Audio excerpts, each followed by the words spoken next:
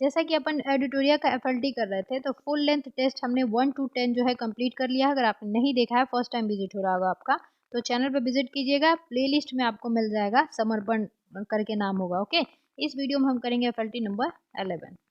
तो चलिए स्टार्ट करते हैं। पहला प्रश्न देखते हैं। पहला प्रश्न पूछा गया था कि डार्क वेब क्या होता है। तो डार्क वेब जो होता है सर्च इंजन द्वारा आसानी से ना मिलने वाले इंटरनेट का हिस्सा होता है, उसे हम क्या कहते हैं, डार्क वेब कहते हैं। वहीं पे सरफेस वेब पूछा जाए किसे कहते हैं, तो ध्यान रखिएगा सरफेस वेब जो होता है वो आसानी से दिखने वाला को कहते हैं, यानी जो आसानी से ना मिले उसको हम डार्क वेब कहेंगे, और जो आसानी से मिल जाए उसको हम सरफेस वेब कहेंगे। ओके, चलिए अगला देखते हैं। कौन सी तकनीक स्मार्ट ग्लास को संभव बनाती है। तो ये हो जाएगा आपको ऑगमेंटेड रियलिटी, है ना, इसका आंसर है आपका ए। चलिए अगला देखते हैं। बायोचिप किस में उपयोग किया जाता है। तो बायोचिप जो होता है आपका जैविक विश्लेषण के लिए उपयोग किया जाता है, जैसे कि आपका बायोलॉजिकल एनालिसिस के लिए, ठीक है, बायोचिप का। अगला है कि मानव शरीर में सबसे बड़ी ग्रंथि लॉन्ग लार्जेस्ट जो आपका ग्लैंड है वो कौन सी होती है। तो ये होती है यकृत। इसका वेट जो होता है आपका 1.5 kg होता है लगभग, ठीक है। और फर्स्ट नंबर पे ये होती है सबसे लंबी, और दूसरे नंबर पे आपका अग्नाशय होता है जो अंतर्वाही भी होता है और वाही स्त्रावी भी होता है, ठीक है, मिश्रित होता है, ये भी ध्यान रखिएगा। मिश्रित ग्रंथि किसे कहते हैं, तो अग्नाशय जो है मिश्रित ग्रंथि है, ठीक है, मतलब कि अंतर्वाही भी होता है और वाही स्त्रावी भी होता है। ओके, अच्छा, यकृत जो था हमने पिछले सेट में देखा था, ये क्या उत्पादित करता है, तो पित्त उत्पादन के लिए भी ये जाना जाता है ना। चलिए अगला देखते हैं। भारत का पहला स्वदेशी सुपर कंप्यूटर कौन सा था। तो ये था परम 800, है ना। परम का मतलब होता है कि पैरेलल मशीन। ओके, इसके बाद ये किसके द्वारा विकसित किया गया था, तो सीडैक के द्वारा जो है विकसित किया गया था ये। अच्छा, सुपर कंप्यूटर भारत में किस जो है किसको जाना जाता है जनक के रूप में, तो विजय भटकर है ना। और ऐसे कंप्यूटर का जनक किसे कहा जाता है, तो चार्ल्स बेबेज को। चलिए, शिशुओं में स्कर्वी रोग की रोकथाम के लिए केवल दूध पर आधारित आहार क्यों अपर्याप्त माना जाता है। तो स्कर्वी रोग किसकी कमी से होता है, विटामिन सी की कमी से होता है ना। तो जब विटामिन सी की कमी से होता है और दूध में क्या होता है, विटामिन सी नहीं पाया जाता है, तो ये हो जाएगा आपको आंसर बी, है ना। दूध में विटामिन सी की क्या होती है, कमी होती है, और कैल्शियम जो है उसमें पाया जाता है, तो ये भी ध्यान रखिएगा, और वसा की मात्रा जो है दूध में कम होता है। बीपीएससी प्रीवियस ईयर में पूछा भी गया था ये। चलिए अगला है कि शाकाहारी लोगों के लिए फलियां पोषण का महत्वपूर्ण स्रोत क्यों मानी जाती है। तो क्यों मानी जाती है, क्योंकि इसमें प्रोटीन जो है पर्याप्त मात्रा में होता है। सोयाबीन, मशरूम, ये सब भी प्रोटीन के जो है मात्रा के लिए जाने जाते हैं। ओके, चलिए अगला है कि निम्नलिखित में से कौन सा जीभ के स्वाद है। तो जैसे कि पिछली बार क्वेश्चन पूछा गया था ना कि कौन सा नहीं है, तो मसालेदार और तीखा नहीं था उसमें, ठीक है, तो है इसमें कौन सा हो जाएगा, कड़वा, है ना। कड़वा, मीठा, आपका नमकीन, उमामी, खट्टा, ये सब जो है जीभ के स्वाद होते हैं। और ध्यान रखिएगा, जीभ के अगले हिस्से में मीठे का पता चलता है और पिछले हिस्से में कड़वे का पता चलता है, ठीक है। चलिए अगला है कि पौधे में अक्षीय कलियां एक्सिलरी बर्ड्स जो होती हैं कहाँ स्थित होती हैं और उनका मुख्य कार्य क्या होता है। तो इसमें हो जाएगा आपको पत्ती और तने के जोड़ पर नोट्स जो होती हैं नई शाखाएं, पत्तियां या पुष्प उत्पन्न करने के लिए, ठीक है। चलिए अगला देखते हैं। दिया है कि कौन सा योग में जो है सही सुमेलित नहीं है। तो जैसे कि जठर रस में जो है, जठर रस, उसमें रेनिन पाया जाता है ना। रेनिन के साथ साथ पेप्सिन भी पाया जाता है, पेप्सिन। ओके, इसके बाद अग्नाशय में एमाइलेज, आपका ट्रिप्सिन, है ना, ट्रिप्सिन। इसके बाद लाइपेज, ये पाए जाते हैं। इसके बाद देखेंगे अंतरीय आपका रस में, तो इरेप्सिन जो है ये भी पाया जाता है। इसके साथ साथ माल्टोज, सुक्रोज वगैरह भी पाए जाते हैं। तो ये तीनों सही है। लार में क्या सुक्रोज नहीं पाया जाता, तो ये जो है सुमेलित नहीं है ना। अगर टाइलिन रहता तो सुमेलित होता। ओके, चलिए अगला देखते हैं। निम्नलिखित कथनों पर विचार करना है। जैसा कि दिया है, लसिका में उपस्थित लिम्फोसाइट्स हानिकारक जीवाणुओं का भक्षण करने, रोगों को रोकथाम करने में सहायक होते हैं। तो ये बिल्कुल सही है ना। और ध्यान रखिएगा, लिम्फोसाइट लसिका जो है लिम्फोसाइट का निर्माण करता है। ओके, आगे दिया है कि लसिका ग्लूकोज का निर्माण करता है, तो ये क्या हो जाएगा, गलत हो जाएगा, क्योंकि लसिका जो है लिम्फोसाइट्स का जो है निर्माण करता है। लसिका घाव भरने में सहायता करता है, बिल्कुल सही। उसके बाद है लसिका उत्तकों से सिराओं में विभिन्न वस्तुओं का परिसंचरण करती है, तो ये भी आपका सही है, ठीक है। तो 1, 3, 4 आपके सही दिए थे और जो 2 है वो गलत है ना। अगर लिखा रहता है कि लसिका लिम्फोसाइट का निर्माण करता है तो ये सही हो जाता है, ठीक है। फिलहाल आंसर है इसका बी। चलिए अगला देखते हैं। अगला है कि जीवित प्राणियों के शरीर में होने वाली निम्नलिखित में से कौन सी एक प्रक्रिया पाचक प्रक्रिया है। तो जैसे इसमें पढ़ेंगे आप, जैसे कि पहला ही ऑप्शन है आपको प्रोटीन का अमीनो अम्ल में विघटन होना, ये क्या है, ये आपका हो जाएगा पाचक प्रक्रिया। ओके,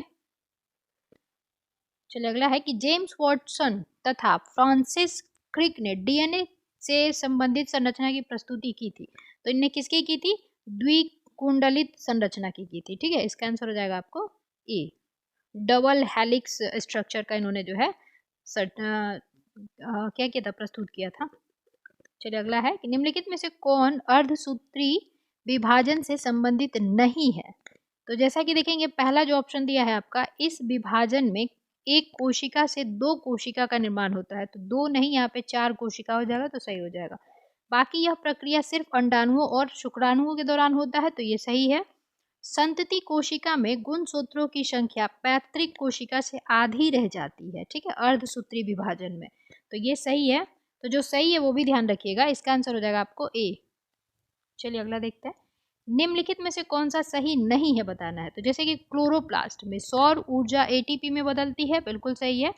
क्लोरोप्लास्ट में क्लोरोफिल नामक एक प्रोटीन युक्त रासायनिक यौगिक पाया जाता है, बिल्कुल सही है। अगला है आपका कि क्रोमोप्लास्ट है ना, एक रंगीन लवक होता है, तो ये भी आपका सही है, ठीक है। तो उपयुक्त में से कोई भी इसमें गलत नहीं दिए गए हैं। अगला है कि यदि किसी वस्तु का द्रव्यमान पृथ्वी पर देखा जाए 60 केजी है, ठीक है, 60 केजी, तो निम्न में से कौन सा कथन सत्य है। तो जैसा कि दिया है कि द्रव्यमान 10 केजी हो जाएगा, क्या द्रव्यमान चेंज नहीं होता, तो ये नहीं होगा, ये भी नहीं होगा। चंद्रमा पर उसका द्रव्यमान अपरिवर्तित रहेगा परंतु भार कम हो जाएगा, क्योंकि 1/6 वाला फॉर्मूला आ जाता है ना, तो भार कम होता है, ध्यान रखिएगा, द्रव्यमान कम नहीं होता, मास वही रहता है। चलिए अगला है, नीचे दिए गए कथनों को पढ़िए और सही उत्तर चुनिए। जैसे कि विकृति के बारे में दिया गया है, तो विकृति क्या है, एक मात्रक रहित राशि होता है, तो ये बिल्कुल सही है। और ये पूछा भी गया था कि मात्रक रहित कौन सा होता है, तो विकृति। और विकृति का मतलब है कि वस्तुओं की लंबाई में हुए परिवर्तन, तो वस्तु की लंबाई में हुए परिवर्तन और उसकी मूल लंबाई के अनुपात को दर्शाने का काम करता है, ठीक है। तो दोनों सही है आपके, तो इसमें क्या हो जाएगा, व्याख्या भी सही कर रहा है, इसका मतलब ए हो जाएगा। चलिए अगला देखते हैं। निम्नलिखित में से कौन सा कथन तापमान मापन और स्केल रूपांतरण के संदर्भ में गलत है। तो जैसे कि इसको देखेंगे 100 डिग्री फ़ारेनहाइट पे और 100 डिग्री सेंटीग्रेड पे होता है, ये वाला गलत दिया हुआ है। आप चाहे तो ये फॉर्मूला ध्यान रख सकते हैं, C/100 बराबर F-32/180 बराबर आपका K-273/100, ठीक है, इसे निकाल लीजिएगा तो सब ट्रू हो जाएंगे, ये गलत है आपका। तो इस क्वेश्चन का आंसर क्या हो जाएगा, डी। लिस्ट 1 है, लिस्ट 2 है, मिलान करनी है। जैसा कि सामने सामने ही दिया है कि अवतल दर्पण का यूज सौर भट्टी में ऊष्मा केंद्रित करने से कौन सा कथन सही है बताना है, ठीक है। तो जैसा कि इसमें देखेंगे माइक्रोस्कोप प्रकाश का अपवर्तन विशेषताओं का उपयोग करता है, ठीक है, क्या, तो प्रकाश की अपवर्तन विशेषताओं का उपयोग करता है कौन, तो माइक्रोस्कोप, ठीक है, तो ये सही है आपका, तो इसी को बस ध्यान रखिएगा। चलिए अगला देखते हैं। निम्नलिखित में से कौन सा कथन सही है। तो जैसे कि एक एंगस्ट्रॉम बराबर कितना होता है, तो 10⁻⁻10 होता है ना, एक एंगस्ट्रॉम बराबर क्या होता है, 10⁻⁻10 मीटर होता है ना, तो ये गलत हो जाएगा। सही पूछा है, तो एंगस्ट्रॉम का उपयोग विद्युत धारा मापने में होता है, ये भी गलत है, ये वाला हो जाएगा। विद्युत धारा तो एमीटर से मापते हैं, तो एक्सरे और पराबैंगनी किरणों की तरंग दैर्ध्य को एंगस्ट्रॉम में मापा जाता है, तो ये सही है आपका, ठीक है। चलिए अगला देखते हैं। यदि किसी सरल लोकक की लंबाई जो है आपका 4 गुना कर दिया जाए तो उसकी कालवधि पर क्या प्रभाव पड़ेगा, तो उसकी कालवधि जो है आपकी 2 गुनी हो जाएगी, ठीक है, इसका आंसर है आपका बी। 4 गुना बढ़ाएंगे तो ये 2 गुनी हो जाएगी। ओके, अगला है आपका कि स्विमिंग पूल में तैरने से मनुष्य की त्वचा जो है निम्नलिखित में से किसके कारण शुष्क, खुरदरी और कड़ी हो जाती है, तो क्लोरीन के कारण। अगला है कि निम्नलिखित पर विचार करें। श्वेत प्रकाश प्रतिदीप्त नलिका फ्लोरोसेंट ट्यूब में निम्न दाब पर पारे, किस पे, तो निम्न दाब पर पारे मरकरी जो है वाष्प में उत्पन्न होते हैं, तो ये आपका सही है। जब विद्युत प्रवाह ट्यूब से गुजरता है तो पारे के परमाणु उत्तेजित होकर पराबैंगनी प्रकाश उत्सर्जित करते हैं। तो ये भी आपका सही है, ठीक है। इसका दोनों कथन सही दिया हुआ है, तो इस क्वेश्चन का आंसर हो जाएगा आपको सी। चलिए अगला है कि विटामिन सी का रासायनिक नाम क्या है, तो ये हो जाएगा एस्कॉर्बिक अम्ल, है ना, थायमीन B1, रेटिनॉल A और टेकोफेरॉल E। चलिए अगला देखते हैं। अगला है आपका कि सौर विकिरण में दृश्य प्रकाश के तरंग दैर्घ्य का जो है परास क्या होता है, तो दृश्य प्रकाश के आपका 400 से 700 nm होता है, ठीक है। चलिए अगला है कि राडार तकनीक में वस्तु की दूरी और गति का पता लगाने के लिए कौन सी तरंगों का उपयोग किया जाता है, तो ये माइक्रोवेव तरंगे हैं, है ना, इसका आंसर बी है। चलिए अगला है कि जब संपीड़ित गैस को किसी कमरे में छोड़ा जाता है तो तापमान में गिरावट देखी जाती है, इसका प्रमुख कारण क्या है, तो ये भी प्रश्न पूछा जाता है कि कमरे को जो है कैसे ठंडा किया जा सकता है, तो संपीड़ित गैस के द्वारा, ठीक है। अब ये क्यों होता है ये पूछा जा रहा है, तो ये जैसे देखेंगे गैस का वाष्पीकरण हीट को अवशोषित करता है जिससे तापमान क्या होता है, कम हो जाता है, तो इसका आंसर है आपको ए।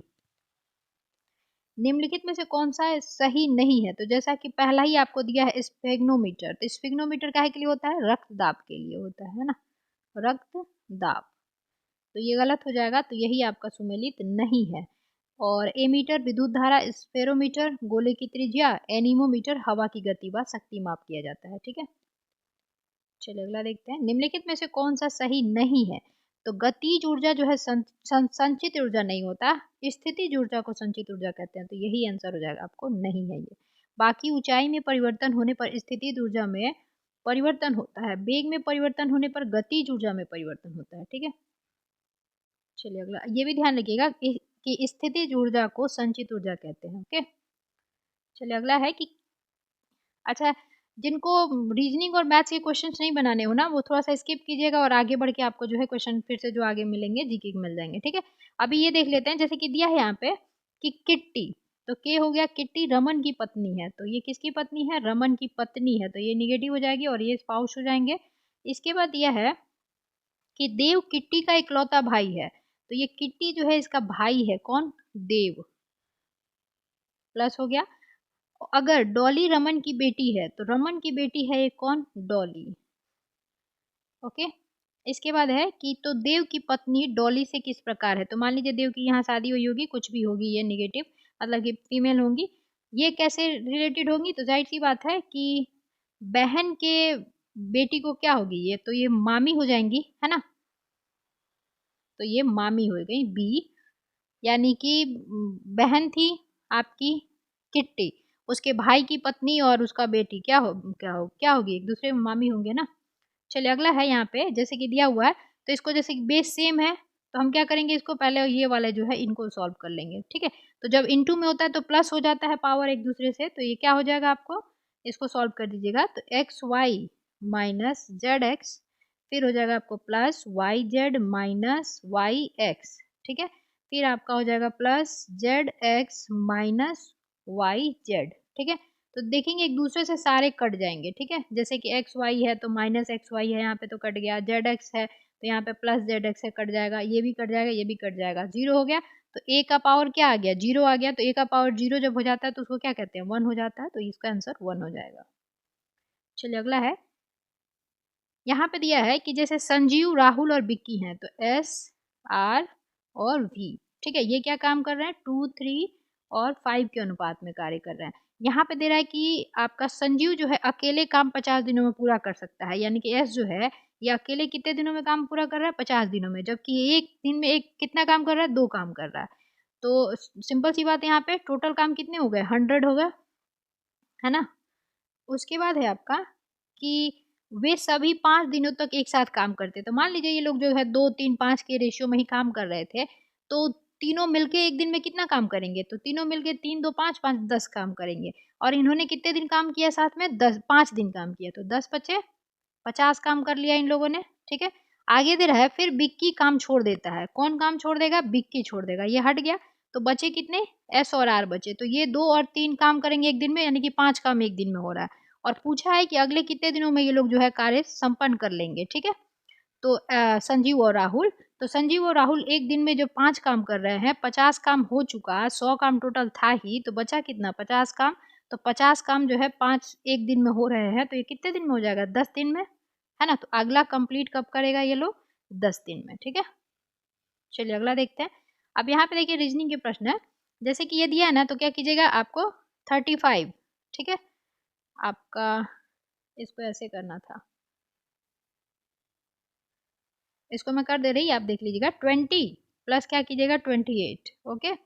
उसके बाद माइनस आपको 43 माइनस 35, इसके जब सॉल्व कीजिएगा तो ये 40 आ जाएगा। सेम प्रोसेस में आपको क्या करना है, जैसे कि ये वाला दिया है, तो ये भी सेम प्रोसेस में हो जाएगा, 15 प्लस 40 है ना, माइनस 32 प्लस आपका 15 है ना, इसको सॉल्व कीजिएगा तो 38 आ जाएगा। वैसे ही क्या होगा ना, सेम आपको क्या करना है, ये वाले में पूछा गया है, तो आपका हो जाएगा ये, इसको अब कर देती हूँ 11 प्लस 6 माइनस 45 माइनस 28, ठीक है। इसको सॉल्व कीजिएगा तो आपको आ जाएगा 10, तो इसका आंसर हो गया ए। चलिए अगला देखते हैं। अगला है यहाँ पे, जैसे कि देखिए जब भी ऐसा प्रश्न दिया गया हो ना, तो सबसे छोटा जो है ना बेस, उसमें तोड़ने की सबको कोशिश कीजिए। तो जैसे कि 2 है सबसे छोटा, तो हम 2 का पावर के ही रखेंगे अभी, इनटू 4 है, तो 4 को 2 इन 2 का स्क्वायर लिख सकते हैं, 4 होता है, तो सेम हो जाएगा आपको 2 का स्क्वायर इंटू 12, तो ये कितना हो जाएगा आपका 12 दूनी 24 हो जाएगा, ठीक है। मतलब इसको सॉल्व कीजिएगा तो, और फिर बराबर, और 2 का पावर 16 है, तो ये कितना लिख सकते हैं, 2 का पावर 4 लिख सकते हैं 16 को, तो वो हो जाएगा आपको 2 का पावर 4 इंटू 11, क्योंकि इंटू हो जाता है जो पावर होता है, तो ये 44 हो गया। यानी कि 44 में से 24 माइनस कीजिएगा तो के का आ जाएगा वैल्यू, ये हो जाएगा 20, ठीक है। चलिए अगला देखते हैं। अगला है कि उस विकल्प का चयन करें जो तीसरे से उसी प्रकार संबंधित है जिस प्रकार दूसरा, तो जैसे कि यहाँ पे दिया है कार्डियोलॉजिस्ट, हृदय का रोग, हृदय मतलब कि वो चिकित्सक होते हैं, तो नेफ्रोलॉजी किसका होता है, ये होता है किडनी का, है ना। चलिए अगला देखते हैं। अब यहाँ पे दिया है कि 76 लड़के हैं एक पंक्ति में, सॉरी 74 हैं, 74 है, ठीक है। तो आदित्य जो है बाएं ओर से 27वें स्थान पर है, तो मान लीजिए आदित्य है यहाँ पे, ठीक है, तो ये कितने नंबर पे है 27वें नंबर पे है, किधर से, तो बाएं ओर से, है ना, यानी कि लेफ्ट की तरफ से, तो इधर से है, तो ये आ गया आपको 27 नंबर पे। आगे है कि जबकि अजीत जो है आदित्य से दाएं से 7वें नंबर पे है, तो 6 लोग यहाँ पे होंगे और ये 7वें नंबर पे कौन होगा, आदित्य होगा, ठीक है। तो ये आ जाएगा आपको इसके 7th में, तो 27 में 7 जोड़िएगा तो कितना आ जाएगा आपको 3 और 4 34, यानी कि 34वें नंबर पे है, और टोटल लड़के कितने हैं 74 हैं। आगे दिया है कि पंक्ति से दाएं छोर से अजित का स्थान कितना होगा, अब दाएं छोर से इधर से देखना है, तो मान लीजिए यहाँ से 1 से स्टार्ट हुआ और यहाँ तक आपका 74 तक बच्चे हैं, ठीक है, तो 34 पे ये कहीं बैठा हुआ है आपका आदित्य, तो इतने से जो है ये दिखाने हैं आपको, तो चाहे तो ऐसे लकीर खींच के भी बना सकते हैं, और नहीं तो आप क्या कीजिएगा 74 माइनस कर दीजिए 34, कितने बच्चे इनके बीच में बैठे हैं, तो 0 40, लेकिन एक जो है ये काउंट होगा ना, क्योंकि इधर से जब आ रहे हैं तो ये 40 तो इधर बैठे हैं, तो ये एक प्लस हो जाएगा यानी कि 41, ठीक है। तो इसका आंसर क्या हो जाएगा बी। अब जैसे ये सीरीज दिया, वो आपका सीरीज दिया था, इसका बताना था, तो जैसे कि 1.1 ऐसे कर दीजिएगा, 1 का 1 क्यूब तो हो जाएगा 1 1, इसके बाद 2 इंटू 3 मतलब कि 2 का क्यूब, तो ये कितना हो जाएगा 2 इंटू 8, यानी कि 2 का क्यूब कीजिएगा तो कितना आएगा 8 आएगा, और 2 का 2 उतार दिए। वैसे ही सेम क्या हो गया 3 है और 3 का क्यूब है, वैसे ही देखिए आप यहाँ पे 4 है और 4 का क्यूब है ये 64, वैसे ही देखिए 6 है और 6 का क्यूब है यहाँ पे, है ना, 6 का क्यूब कितना होता है 216, वैसे ही क्या करना है, यानी कि 4 का ये और 4 का क्यूब था, तो अगला क्या होगा 5 और 5 का क्यूब, तो ये हो जाएगा 5 का क्यूब कितना होता है 125, तो 5 और 125। अगला है कि 2 कथन दिए गए हैं, जैसे कि पूछा गया है कि तनु का जन्मदिन जो है गणतंत्र दिवस पर आता है, देश का राष्ट्रीय ध्वज तिरंगा जो है मध्य अशोक है, तो जब तक आपको ये नहीं पता चलेगा कि किस देश के गणतंत्र दिवस पे होता है, तो कैसे आप आंसर बता पाओगे, है ना। तो दोनों स्टेटमेंट जो है आपको रिक्वायरमेंट पड़ेगी, इसलिए इसका आंसर क्या हो जाएगा, दोनों स्टेटमेंट जो है आपके साथ में पर्याप्त होंगे नेक्स्ट, ठीक है। तो दोनों स्टेटमेंट सफिशियंट है आंसर देने के लिए। सिंगल दिया जाए इंडिविजुअल सफिशियंट है क्या, तो नहीं है ना। चलिए भारत का था वैसे वो। अगला है कि यदि, अब जैसे ये दिया हुआ है ना, तो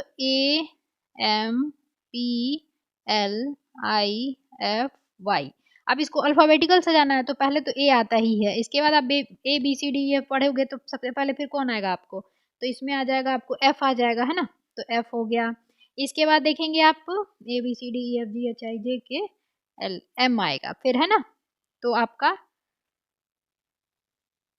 ये हो गया, एफ के बाद आई आएगा, ठीक है। आई के बाद आपको एल आ जाएगा, फिर आपको एम आ जाएगा, LMNOP, फिर और वाई का वाई हो जाएगा। तो कितने जो है अपने जगह को चेंज नहीं किए हैं, तो ये नहीं किया है, यहीं का यही है, और ये चेंज हो गया, ये चेंज हो गया। एल देखिए चेंज नहीं हुआ है, और वाई देखिए आपका चेंज नहीं हुआ है, तो 3 जो है चेंज नहीं हुआ है, तो इसका आंसर हो जाएगा 3। अगला है किसी अंतर्राष्ट्रीय, अब यहाँ से देखिए क्वेश्चन स्टार्ट होता है, किसी अंतर्राष्ट्रीय ओलंपिक समिति IOC का पहली महिला अध्यक्ष बनाया गया है। तो ये बहुत इंपॉर्टेंट क्वेश्चन है, क्रिस्टी कोवेंट्री को बनाया गया है, ठीक है। IOC की पहली महिला अध्यक्ष बनी है ये। अगला है कि एतमाद और गदर 380 नामक मिसाइल किस देश के संबंधित है, तो ये है आपका ईरान से संबंधित, ठीक है। इसका है डी। अगला है कि एक्यूवेरियम सैन्य अभ्यास 13वां संस्करण कहाँ आयोजित किया गया, तो जैसा कि आप जानते हैं एक्यूवेरियम क्या है, मालदीव और भारत के बीच होता है, ठीक है। और मालदीव की ब्रांड एम्बेसडर अभी कौन है, कैटरीना कैफ है। और ये अभ्यास जो है कहाँ पे आयोजित किया गया था, तो ये माफिला फुशी पे किया गया था, ठीक है। इसका आंसर हो जाएगा ए। सिक्किम में भारत का पहला जैविक मत्स्य पालन क्लस्टर शुरू किया गया, तो ये भी ध्यान रखना है कि जैविक मत्स्य पालन क्लस्टर कहाँ शुरू किया गया है पहला, तो सिक्किम में। इस जैविक मत्स्य क्लस्टर को वित्तीय एवं तकनीकी सहायता कौन प्रदान करेगा, तो ये नाबार्ड करेगी। चलिए अगला है कि अरब प्लास्ट का 17वां संस्करण जो हुआ है 17 नंबर, कहाँ आयोजित किया गया है, तो ये किया गया है आपको दुबई में, ठीक है। इसका आंसर है बी। चलिए अगला देखते हैं, टाइम मैगजीन ने 2024 के लिए पर्सन ऑफ द ईयर के रूप में किसे नामित किया, तो ये डोनाल्ड ट्रंप को किया गया है। ध्यान रखिएगा ये सेकेंड टाइम है इनका, ठीक है। और पहली बार जो है ये कब हुए थे, तो 2016 में हुए the person of the year. अगला है कि PM स्ट्रीट वेंडर्स आत्मनिर्भर स्व जो आपका स्वनिधि योजना है कब प्रारंभ किया गया था, तो ये प्रारंभ हुआ था आपको 1 जून 2020 को। ये लक्षित समूह इसमें क्या है, स्ट्रीट वेंडर्स है। अगला है कि बेहतर बुनियादी ढांचे के माध्यम से न्याय रिपोर्ट का मुख्य उद्देश्य क्या था, तो ये न्यायिक बुनियादी ढांचे के प्रभाव का मूल्यांकन करना, ठीक है। अगला है कि भारत का पहला केबल स्टे रेलवे पुल कौन सा है, तो ये है आपका अंजित खाद पुल, है ना, जम्मू कश्मीर रियासी जिला में, ठीक है। इसकी जो ऊंचाई है कितनी है, 331 मीटर है, ठीक है। और लंबा कितना है ये, तो 725.5 मीटर लंबा है, ठीक है, लंबा है ये। और ये आपका ऊंचाई हो गया, हाइट, ठीक है। चलिए अगला देखते हैं, सोनमार्ग सुरंग परियोजना का रणनीतिक महत्व मुख्यतः किस कारण से है, तो ये देखें इसका हो जाएगा, यह जम्मू कश्मीर में सोनमर्ग को पूरे वर्ष सड़क संपर्क उपलब्ध कराती है, सोनमर्ग सुरंग, ठीक है। चलिए अगला है कि उत्तराखंड राज्य के संदर्भ में सकल पर्यावरण उत्पाद GEP सूचकांक से संबंधित निम्नलिखित कथनों पर विचार करें, तो देख लेते हैं। जैसा कि दिया है, उत्तराखंड दुनिया का पहला राज्य है जहां पारिस्थितिकी विकास का आकलन GEP आपका सूचकांक में किया जा रहा है, तो ये सही है। GEP सूचकांक को GDP के साथ साथ जारी करने की पहल की गई है, तो ये भी सही है। और GEP सूचकांक जो पारंपरिक आर्थिक विकास को मापने का एक पर्याय है और पर्यावरणीय तत्वों को ध्यान में नहीं लेता है, तो लेता है, ठीक है। यहाँ नहीं दिया इसलिए गलत हो जाएगा, ठीक है। तो इसमें देखें तो 1 और 2 आपका बस सही है, क्योंकि पर्यावरणीय तत्वों को ध्यान में लिया जाएगा। चलिए अगला है, ये भी ध्यान रखिएगा कि ये उत्तराखंड पहला बना है, ओके। टोकामक है ना, जिसे हाल ही में समाचारों में देखा गया, किससे संबंधित है, तो इसका जैसे देखेंगे यह एक टायराइडल डिजाइन है जो नाभिकीय संलयन अनुसंधान के लिए उपयोग किया जाता है। यह चुंबकीय क्षेत्र के माध्यम से प्लाज्मा को सीमित करता है, तो ये भी सही है, ये भी सही है। इसका उद्देश्य सूर्य जैसी संलयन प्रक्रिया से निरंतर ऊर्जा उत्पन्न करना है, तो टोकामक इसके लिए जाना जाता है, तो ये ध्यान रखिएगा। तीनों सही है आपका, इसका आंसर हो जाएगा 1, 2 एंड 3 सभी सही है। चलिए अगला है, आप लोग ना आप थोड़ा सा स्पीड बढ़ा के देखा करें, 1.25 पे देखा करें, ठीक है। चलिए अगला है कि भारत की पहली एजेंटिक एआई प्रणाली क्रूति किसने विकसित की है? तो ये विकसित किया है क्रूट्रीम नामक स्टार्टअप ने। क्रूति कृत्रिम नामक स्टार्टअप ने। चलिए अगला है, एक्सपायरी दवाओं को वैज्ञानिक तरीके से निपटने के लिए एन प्राउड पहल, तो ध्यान रखिएगा एन प्राउड पहल किससे संबंधित है? तो एक्सपायरी दवाओं को वैज्ञानिक तरीके से उसको निपटान करने के लिए, ठीक है। तो किस राज्य ने लॉन्च किया? तो ये केरल। अगला है कि वेटलैंड वाइज यूज के लिए प्रतिष्ठित रामसर पुरस्कार पाने वाली भारतीय महिला कौन बनी है जो पहली है? ठीक है, तो ये बनी है आपको जयश्री वेंकटेशन, है ना, जयश्री वेंकटेशन बनी है, पहली है, तो ध्यान रखिएगा। आईपीएल 2025 का प्लेयर ऑफ द टूर्नामेंट का पुरस्कार किस टीम को दिया गया? तो ये मुंबई इंडियंस को दिया गया था। अगला है, प्रधानमंत्री युवा लेखक परामर्श योजना युवा 3.0 किस संस्था द्वारा संचालित किया जा रहा है? तो ये राष्ट्रीय पुस्तक न्यास के द्वारा, एनबीटी के द्वारा, ठीक है। भारत का पहला एआई स्पेस इकोनॉमिक जोन कहाँ स्थापित किया जा रहा है? तो ये नया रायपुर छत्तीसगढ़, है ना, सीजी में। चलिए अगला है, first in the world challenge पहल किस संस्था ने शुरू करी है? तो ये किया है आईसीएमआर ने, ओके, भारतीय चिकित्सा अनुसंधान परिषद। First in the world challenge पहल है, ठीक है। यहाँ है कि भारत का पहला अंतरराज्यीय चीता कॉरिडोर किन दो स्थानों को जोड़ता है? तो मध्य प्रदेश का कूनो, गांधी सागर, ठीक है। भारत का पहला 3nm चिप डिजाइन सेंटर किस कंपनी ने खोला है? तो ये रेनेसिस हो जाएगी। अगला है कि आर्थिक सर्वेक्षण 2024-25 के अनुसार निम्नलिखित कथनों पर विचार करें और गलत कथन का चयन करें। तो जैसा कि यहाँ पे दिया है कि सरकार का लक्ष्य उच्च शिक्षा में 2035 तक जीईआर सकल नामांकन अनुपात को 50% तक बढ़ाना है, तो बिल्कुल सही है, 2035 तक 50% तक बढ़ाना है। शिक्षा पर व्यय बढ़कर वित्त वर्ष 2025 में 9.2 लाख करोड़ रुपए हो गया है, तो ये भी ध्यान रखिएगा, शिक्षा पे कितना, 9.2 लाख करोड़, ये भी सही है। स्वास्थ्य पर व्यय बढ़ाकर वित्त वर्ष 25 में 5.1 लाख करोड़ कर दिया गया, तो स्वास्थ्य पर जो है ये 6.1 लाख करोड़ है, ठीक है, व्यय। तो इसका आंसर हो जाएगा आपको ए और बी सत्य है, ये गलत है। चलिए अगला है कि केंद्रीय बजट 2025-26 के अनुसार शहरों का सृजनात्मक पुनर्विकास और जल एवं स्वच्छता में लिए सरकार कितने राशि जो है शहरी चुनौती निधि स्थापित करेगी? तो स्वच्छता वगैरह के लिए शहरी चुनौती निधि स्पेशली पूछा जा रहा है, तो 1 लाख करोड़ रुपए, ठीक है। चलिए अगला है कि डीजीटेक पुरस्कार जो 2025 में बिहार को मिला, स्वर्ण पदक से सम्मानित किया गया, किस लिए? तो प्रीपेड मीटरिंग का प्रभावी कार्यान्वयन के लिए, ठीक है। ई ग्राम कचहरी पोर्टल सबसे पहले किस राज्य में शुरू किया गया? तो ये भी बिहार ही है, ई ग्राम कचहरी पोर्टल शुरू करने वाला। निम्नलिखित पर विचार करना और बताना कौन सा सही है? तो पटना के दीघा क्षेत्र में जेवियर विश्वविद्यालय परिसर का उद्घाटन किया गया, सही है। यह स्थान व्यवसायिक तकनीकी शिक्षा के साथ साथ मूल्य, नैतिकता, नेतृत्व कौशल भी प्रदान करेगा, तो दोनों सही है, ठीक है। अगला है कि बिहार सरकार द्वारा हाल ही में पर्यावरण अनुकूल घंटा, ये भी पहले आपको याद रखना है कि ये जो आपका अभियान है क्या है? तो पर्यावरण अनुकूल घंटा किसके द्वारा शुरू किया गया है? तो बिहार सरकार के द्वारा, ठीक है। इसका अर्थ क्या है? इस अभियान का उद्देश्य क्या है? तो ये है कि 2028 तक बिहार के हरित आवरण को 17% तक ले जाना। कब तक? 2028 तक। बाकी वैसे भी याद रख सकते हैं कि 100% साक्षरता प्राप्त करने का, ये तो 2047 नहीं है, 2030 है ना। चलिए आगे देखते हैं। अगला प्रश्न है आपका कि नोरबू एआई, है ना, कौन सा? तो नोरबू एआई निम्नलिखित में से किस स्थान या स्थापित किया गया है? तो कहाँ पे? नौ नालंदा महाविहार राजगीर में स्थापित किया गया है नोरबू एआई। बिहार पर्यटन नीति 2023 जो है संशोधित संबंध में निम्नलिखित कथनों पर विचार करें। तो जैसा कि दिया है कि प्रमुख पर्यटन स्थलों, छोटे शहरों और जिला मुख्यालय तक पर्यटन सुविधाओं का विस्तार करना, तो सही है आपका। स्टार रेटेड होटलों के लिए न्यूनतम निवेश सीमा 10 करोड़ रुपए से घटाकर 5 करोड़ रुपए कर दी गई है, तो ये भी सही है। नई नीति स्थानीय युवाओं को प्राथमिकता देकर रोजगार अवसर को बढ़ाने पर जोर देती है, तो ये भी आपका सही है। पर्यटन से जो है रोजगार बढ़ेगा ही, तो ये उपयुक्त सभी हो जाएंगे, उपयुक्त सभी।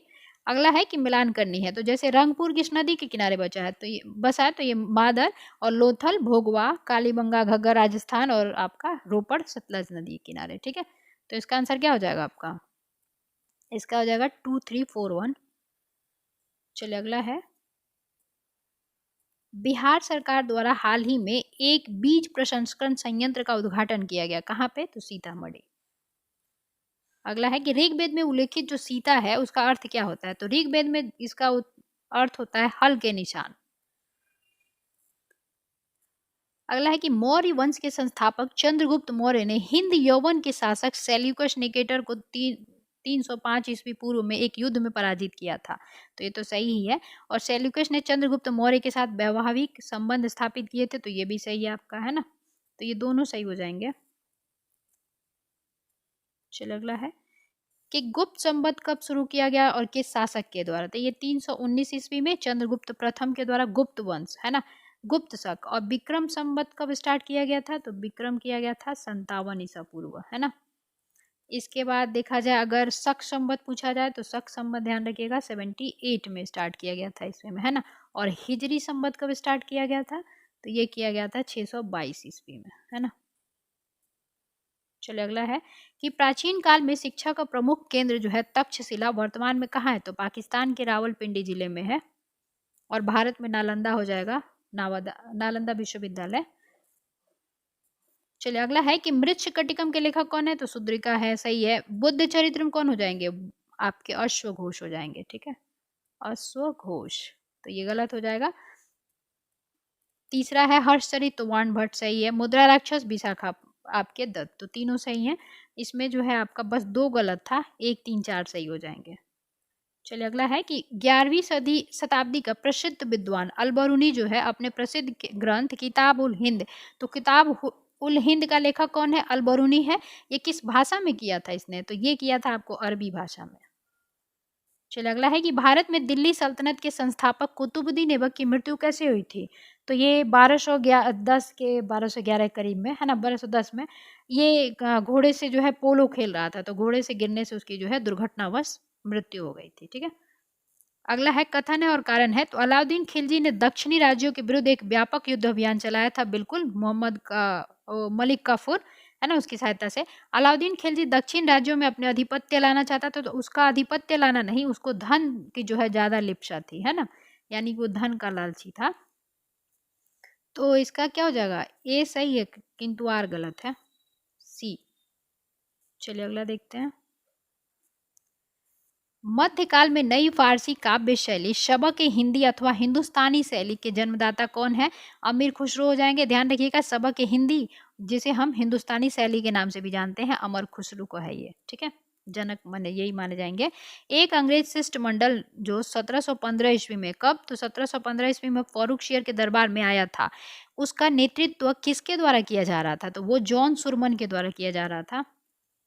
सिखों के 10वें जो और अंतिम गुरु जो गोविंद सिंह का जन्म है कहाँ पे हुआ था, तो खालसा के ये संस्थापक भी हैं और इनका जन्म जो है पटना आपका 1666 ईस्वी में हुआ था, यानी 1666 ईस्वी में, ठीक है। और इन्होंने कब 1699 में खालसा पंथ की स्थापना की थी, ये भी पूछा जाता है, ठीक है, खालसा पंथ। चलिए अगला है कथन है और कारण है, तो मुगल सम्राट शाह आलम द्वितीय ने अंग्रेजी ईस्ट इंडिया कंपनी के साथ सन 1765 में इलाहाबाद की संधि की थी, बिल्कुल। इलाहाबाद की संधि के जरिए ईस्ट इंडिया कंपनी को देश की राजनीतिक और संवैधानिक व्यवस्था में दखल करने का अवसर मिल गया। और बक्सर युद्ध के बाद और इलाहाबाद की संधि के बाद ही जो है इन लोगों का वर्चस्व क्या हुआ, भारत में बढ़ गया, है ना। और डुप्लेबाद में इन लोगों के लड़ाइयों में भी साथ देने लगा, मतलब घुसने लगा। अगला है कि सन 1804 में बम्बई एशियाटिक सोसाइटी की स्थापना की गई, तो ये सही है। अगला है कि 1823 में लंदन में Asiatic society of great Britain की स्थापना की गई, तो ये भी सही है, दोनों सही है इसमें। चलिए अगला है कि भू राजस्व बंदोबस्त के लिए रैयत बाड़ी व्यवस्था सर्वप्रथम किस वर्ष लागू की गई थी, तो रैयत बाड़ी आई थी 1792, है ना, रीड वगैरह। सुगौली की संधि 1816 में हुई थी, ये भी ध्यान रखिएगा। और इसमें किसके, नेपाल और अंग्रेजों के बीच, अंग्रेज और गोरखा हो जाएंगे, ठीक है। पिंडारियों के दमन के लिए किसको कहा जाता है, तो वारेन हेस्टिंग्स हो जाए, लॉर्ड हेस्टिंग्स हो जाएगा, ये वारेन हेस्टिंग्स नहीं, लॉर्ड हेस्टिंग्स, ओके। 1857 के विद्रोह के बाद सैन्य पुनर्गठन के लिए किस आयोग का गठन किया गया था? तो ये पील आयोग हो जाएगा। यूरोपीय और भारतीयों का रेशियो क्या रखा था इसने? तो 1:2 रखा था। चलिए अगला है, अब मिलान करनी है। जैसा कि कोल विद्रोह दिया है, तो कोल विद्रोह कब हुआ था आपका? ये हुआ था 1831 से 32 के बीच में, है ना, 1831 से 32 के बीच में। और किसने किया था? तो बुद्धू भगत ने नेतृत्व दिया था। खासी विद्रोह आपका कब हुआ था? तो 1833 के करीब में हुआ था। और इसका जो नेतृत्व करता है वो कौन हो जाएंगे आपको? तीरथ सिंह हो जाएंगे। ठीक है। संथाल विद्रोह 1855 से 56। और आपका इसके कौन हो जाएंगे? सिद्धू कान्हू चांद भैरव और उसकी बहन फूल और झानो। ठीक है। और भागलपुर से राजमहल की पहाड़ी के बीच दमन कोह में, है ना, दमन कोह में। चलिए अगला है कि चेरो विद्रोह, तो ये कौन हो जाएंगे? भूषण सिंह हो जाएंगे। चेरो विद्रोह लगभग आपका 1800 के करीब। ठीक है। तो इसका आंसर क्या हो जाएगा आपका? डी हो जाएगा। चलिए अगला है कि जमींदार एसोसिएशन की स्थापना किसने की थी? तो ये हो जाएंगे द्वारिका नाथ, है ना। कब किया था ये भी चाहे तो आप याद रख सकते हैं, 1838 में। ठीक है। उसके बाद है इंडियन सोसाइटी, तो ये कौन हो जाएंगे? आनंद मोहन बोस हो जाएंगे। ये कहाँ? लंदन में किया गया था, लंदन। और कब? तो 1872 में। ठीक है। इसके बाद देखेंगे रहनुमाई मजदायन सभा, तो ये कौन हो जाएंगे? आपके दादा भाई नौरोजी, है ना, 1851 के करीब में, है ना, 1851 करीब में। इसके बाद साइंटिफिक सोसाइटी, तो सर सैयद अहमद खां हो जाएंगे 1864 के करीब में। तो इसका आंसर हो जाएगा आपको 2143। चलिए अगला है कि lectures from Colombo to Almora नामक पुस्तक में किस प्रसिद्ध विचारक के भाषणों का संकलन है? तो ये Swami Vivekananda. Lectures from Colombo to Almora, 1893 में ये गए थे अमेरिका शिकागो धर्म सम्मेलन में भाग लेने। 1897 में इन्होंने रामकृष्ण मिशन की स्थापना की।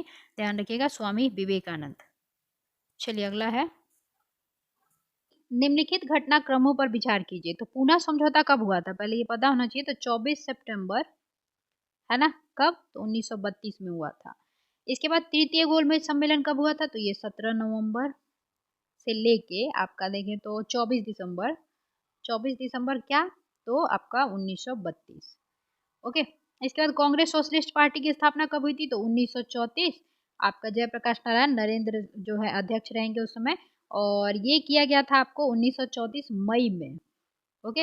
इसके बाद गांधी इरविन समझौता कब हुआ था? तो ये हुआ था 4 या 5 मार्च आपका 1931 को।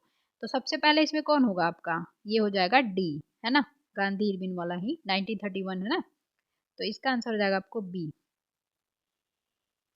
चलिए अगला है कि वर्ष 1907 में सूरत में आयोजित वार्षिक अधिवेशन में भारतीय राष्ट्रीय कांग्रेस में पहली बार विभाजन की घटना देखने को मिली थी। यह कौन सा वार्षिक अधिवेशन था? तो ये 23वां हो जाएगा 1907 में। पहला 1885 से आप काउंट कर लीजिएगा। ठीक है। अगला है कि जलियांवाला बाग हत्याकांड 13 अप्रैल 1919 की जांच के लिए सर सिडनी रॉलेट एक्ट की अध्यक्षता में एक उच्च स्तरीय जांच समिति गठन की गई थी। तो सर सिडनी रॉलेट एक्ट तो आया ही था पहले, है ना, तो ये तो नहीं होगा। कौन सी? हंटर आयोग हो जाएगी, है ना, हंटर कमीशन बिठाई गई थी, तो ये गलत है। जांच समिति में अहमद खान को भारतीय सदस्य के रूप में शामिल किया गया था, तो ये आपका सही है। ठीक है। इसके बाद देखेंगे दिया है कि जलियांवाला बाग हत्याकांड के विरोध में सच्चिदानंद सिन्हा ने क्या? नहीं, शंकर नायर हो जाएंगे। ये शंकर नायर थे जिन्होंने क्या किया था? वायसराय की कार्यकारिणी से इस्तीफा दे दिया था, तो ये आपका सही है। सॉरी, गलत हो जाएगा क्योंकि सच्चिदानंद दिया था। उसके बाद है अगला कि जलियांवाला बाग नरसंहार हृदय विदारक घटना, हाँ, तो रविन्द्रनाथ टैगोर ने जो है नाइटहुड की उपाधि जो है वापस कर दी थी, तो ये भी सही है आपका। 3 गलत है आपका और 1 गलत है, 2 सही था। पूछा कहा आंसर क्या हो जाएगा आपका? 2 और 2, यानी कि 2 गलत है और 2 सत्य है। चलिए अगला है कि महात्मा गांधी के राजनीतिक गुरु कौन थे? तो ये हो जाएंगे जी के गोखले, गोपाल कृष्ण गोखले। अगला है कि औपनिवेशिक सत्ता के विरुद्ध स्वरूप में जियतरांग आंदोलन भारत में किस क्षेत्र में चलाया गया था? तो ये सविनय अवज्ञा आंदोलन की समय की बात है ना, 1932 से लेके। तो ये कहाँ पे किया गया था? मणिपुर में किया गया था। और मणिपुर कहाँ पड़ता है? उत्तर पूर्वी क्षेत्र में पड़ेगा। अगला है कि निम्नलिखित पर विचार करें। जैसा कि दिया है, लाला लाजपत राय ने लाल कुर्ती आंदोलन को संगठित किया था। तो लाल कुर्ती आंदोलन के लिए कौन जाने जाते हैं? गफ्फार खान जाने जाते हैं, है ना, गफ्फार खान, जिनको सीमांत गांधी भी कहा जाता है, 1929। तो ये गलत हो जाएगा। सन 1930 में अंग्रेज सरकार के विरुद्ध प्रसिद्ध पेशावर कंड नायक बीजी जोशी थे। तो ये बीजी जोशी नहीं होंगे, वो बीर चंद्र सिंह, है ना, चंद्र सिंह गढ़वाली हो जाएंगे। ओके, तो दोनों गलत हो जाएगा आपका। इसमें क्या है, दोनों गलत है ना, तो एक सही है ना तो दो सही है। चलिए अगला है कि 1934 में पटना में अखिल भारतीय कांग्रेस समाजवादी पार्टी के संयोजक और महासचिव दोनों कौन थे? जयप्रकाश नारायण थे, ये अध्यक्ष थे, है ना। चलिए अगला देखते हैं। संसार का विशालतम गुंबदों में से एक गोल गुंबद कहाँ है? आदिल शाह का मकबरा, बीजापुर हो जाएगा ये, ठीक है, ए हो जाएगा इसका आंसर। चलिए अगला है कि 1927 में जो बटलर समिति थी, तो कई बार ये भी एग्जाम में पूछा गया कि बटलर समिति कब गठित की गई थी, तो 1927 में की गई थी।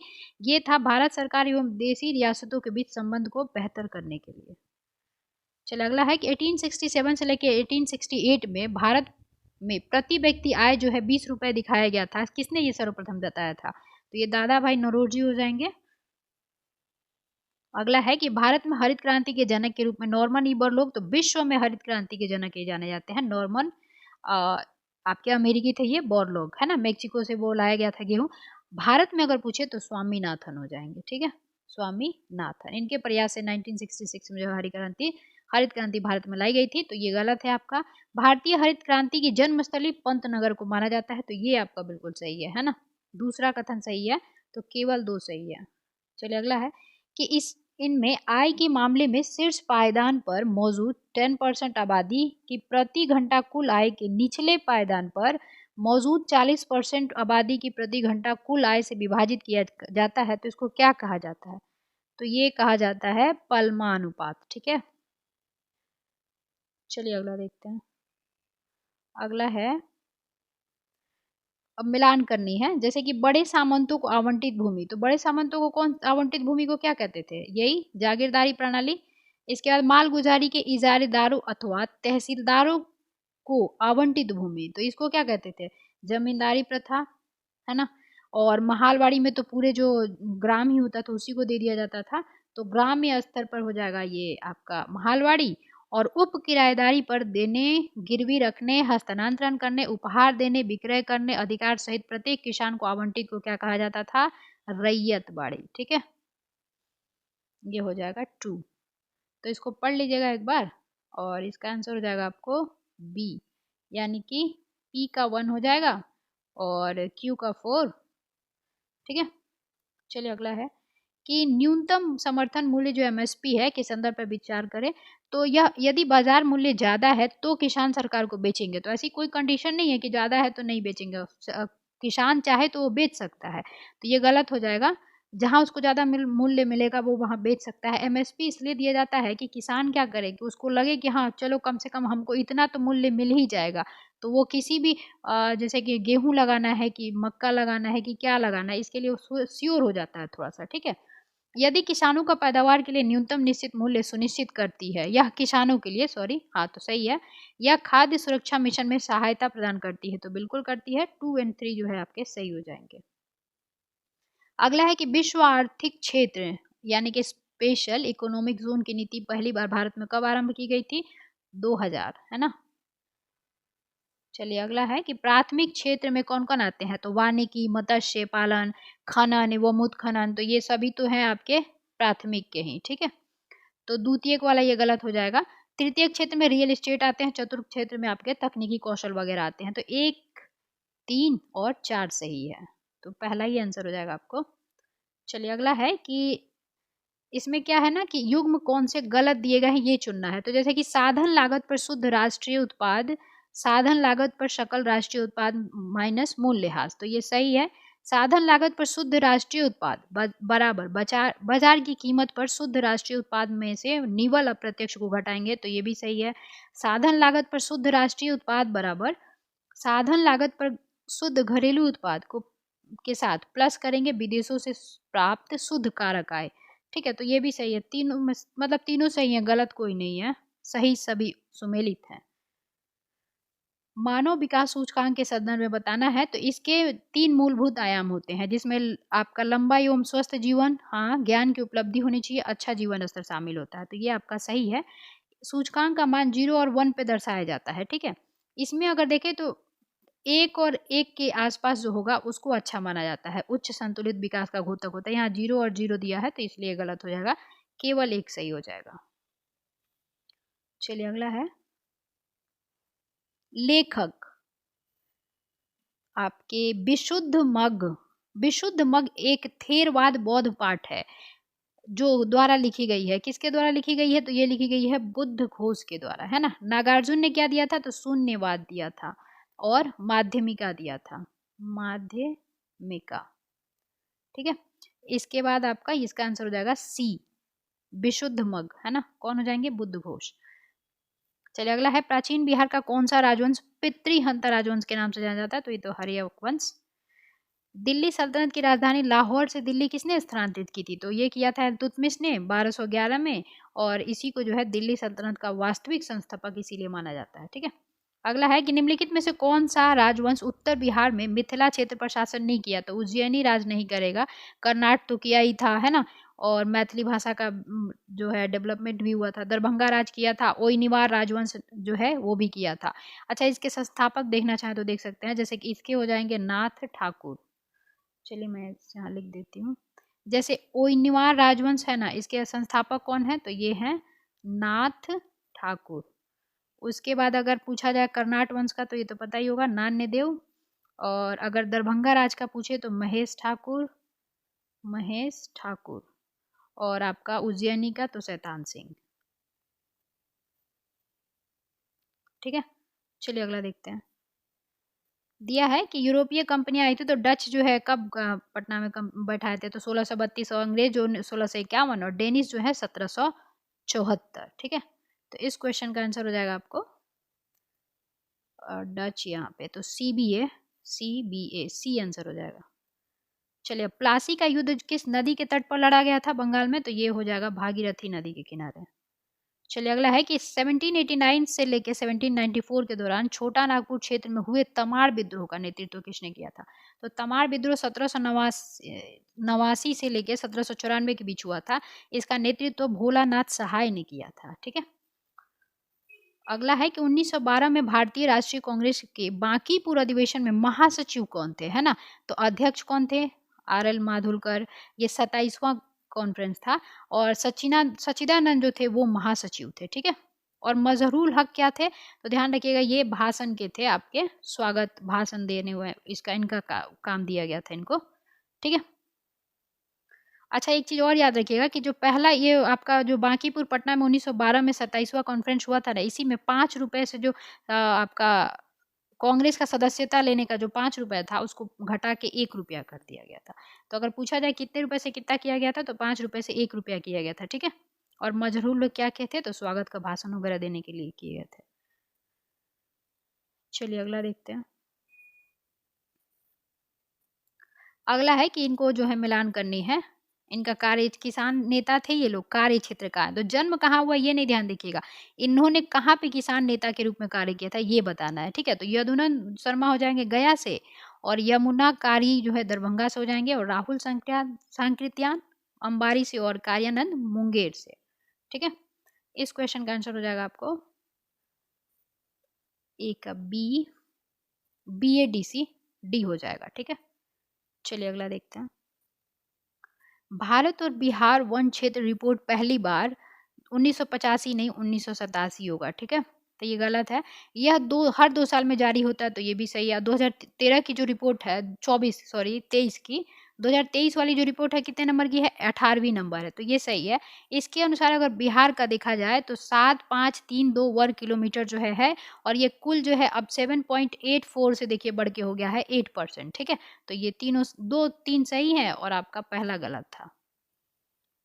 दिए गए विकल्पों के अनुसार बिहार के किस जिले में सबसे कम औसत वर्षा दर्ज की गई है? सबसे ज्यादा किशनगंज में, और सबसे कम अरवल में। ठीक है, यहाँ पे क्या करना है? मिलान करना है। तो जैसे कि आप देखेंगे सबसे इजी आपको कोसी कुर्सेला, है ना, ये कहाँ मिलती है? तो ये मिलती है यहाँ पे, है ना। इसके बाद गंडक, गंडक कहाँ मिलेगी आपको? तो ये हो जाएगा खगड़िया, उसके गंगा के साथ मिलने का है। और कर्मनाशा कहाँ मिलेगी? तो ये तो सबसे ये चौसा में, और बूढ़ी गंगा सोनपुर में। ठीक है, तो इस क्वेश्चन का आंसर हो जाएगा आपको DABC। चलिए अगला देखते हैं। बिहार विधान परिषद में राज्यपाल द्वारा मनोनीत सदस्य, तो राज्यपाल कितना करता है, 1/6 करता है, स्थानीय निकाय से 1/3 करता है। अगला है कि गोवर्धन योजना के संबंध में निम्नलिखित कथनों पर विचार करें। तो जिला स्तर पर कृषि एवं पशुपालन अपशिष्ट के निपटान हेतु बायोगैस उत्पादित करना, बिल्कुल सही है। इसके बाद 38 जिलों में से 31 जिलों में, ठीक है, 31 जिलों में जो है गोवर्धन इकाई का निर्माण करने की बात की गई है, दोनों सही हैं, ध्यान रखिएगा। चलिए अगला है कि बिहार आर्थिक सर्वेक्षण 2024-25 के बारे में निम्नलिखित कथनों पर विचार करें। तो जैसा कि है 2024-25 में बिहार सरकार के कुल व्यय में से योजना व्यय 101,835 करोड़ रुपए है, यानी कि 1,01,835 करोड़ रुपए, तो ये सही है आपका। 2024-25 में स्थापना व्यय योजना व्यय से कम है, तो ये योजना व्यय से कम नहीं है, 150,247 याद रखिएगा करोड़ है, तो ये क्या हो जाएगा, ज़्यादा है, तो ये गलत है। राजकोषीय घाटा FRBM अधिनियम 2003 के सीमा के अंतर्गत है, तो ये भी सही है आपका, ठीक है। तो 1 और 3 सही दिए गए हैं, दूसरा गलत था। चलिए अगला है, लिस्ट 1 है, लिस्ट 2 है, मिलान करनी है। तो नीति, लिपुलेखा और माना दर्रा कहाँ है, उत्तराखंड में है। बनिहाल जम्मू कश्मीर, जेलेपला आपका सिक्किम और सिपकिला हिमाचल प्रदेश।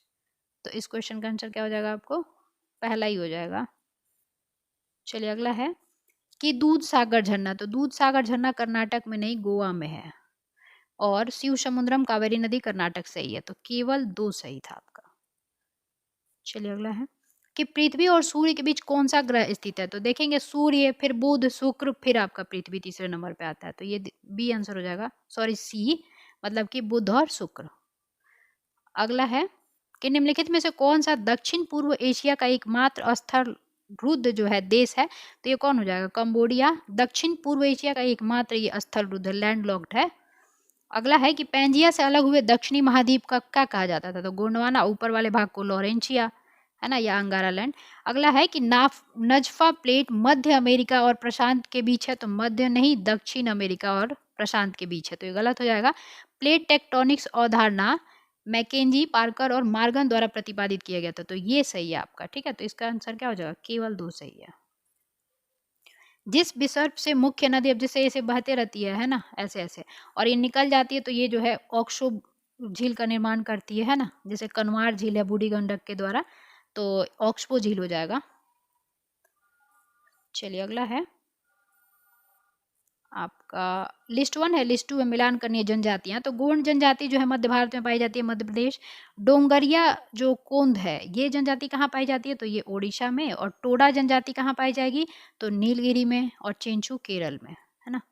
तो इसका आंसर क्या हो जाएगा आपको, ए का 2, ए का 2, 2 का 3 और टोडा आपका 1, तो ये ए हो जाएगा आंसर। चलिए अगला है कि निम्नलिखित में से कौन सा शहर गंगा नदी के तट पर स्थित नहीं है। तो उत्तर काशी कहाँ है, भागीरथी नदी पे है, भागीरथी, तो ये नहीं है। भागलपुर, कानपुर और फतेहपुर। कानपुर सबसे बड़ा जो है आपका शहर है जो गंगा नदी किनारे बैठा स्थित है। चिल्ली विश्व में तांबे का अग्रणी उत्पादक है, बिल्कुल सही। और मध्य प्रदेश बड़ा तांबा का उत्पादन है। तांबा नगरी के बालाघाट जानते भी हैं, तो मध्य प्रदेश सबसे बड़ा तांबा उत्पादक है, ठीक है, दोनों सही है। निम्नलिखित में से क्षेत्रफल की दृष्टि से विश्व का सबसे बड़ा महाद्वीप कौन सा है। तो सबसे बड़ा एशिया है, ठीक है, पहले नंबर पे। और दूसरे नंबर पे अफ्रीका आता है। उत्तरी अमेरिका तीसरे नंबर पे, दक्षिणी अमेरिका चौथे नंबर पे, ऑस्ट्रेलिया 7वें नंबर पे, यूरोप 6ठे नंबर पे आता है ना, अंटार्कटिका 5वें नंबर पे। चलिए अगला देखते हैं। निम्नलिखित में से कौन सी गैस नाइट्रोजन और ऑक्सीजन के बाद वायुमंडल में सबसे अधिक है। तो नाइट्रोजन 78%, ऑक्सीजन 21% और आपका ऑर्गन आ जाएगा तीसरे नंबर पे, है ना, क्योंकि 0.93% होता है। और उसके बाद कार्बन डाइऑक्साइड आएगा, ठीक है। चलिए अगला है कि अनाईमुडी कथन है कि अनाईमुडी को दक्षिण भारत की सबसे ऊंची चोटी माना जाता है। तो 2695 ऊंची चोटी है, ये बिल्कुल सही है, दक्षिण का 2695। और दूसरा 2637 आपका हो जाएगा कौन, दोदा बेट्टा, 2637 मीटर। यह तमिलनाडु की नीलगिरी पहाड़ियों पर है। तो तमिलनाडु में दूसरी है आपका दोदा बेट्टा, नीलगिरी की पहाड़ियों पर, तो ये गलत हो जाएगा, है ना। तो सिर्फ एक सही है, ए सत्य है, आर गलत है। अगला है कि अंडमान निकोबार द्वीप समूह की सबसे ऊंची चोटी का नाम क्या है। सैंडल पीक 731 या 730 मीटर है ये, ठीक है, कहीं कहीं 731 भी लिखा मिलता है। अगला है कि भारत का अक्षांशीय विस्तार क्या है, तो ये तो पता ही होगा, सॉरी ये हो जाएगा 8,4,376, है ना, यानी कि 8 डिग्री 4 मिनट नॉर्थ से लेके आपका 37 डिग्री 6 मिनट।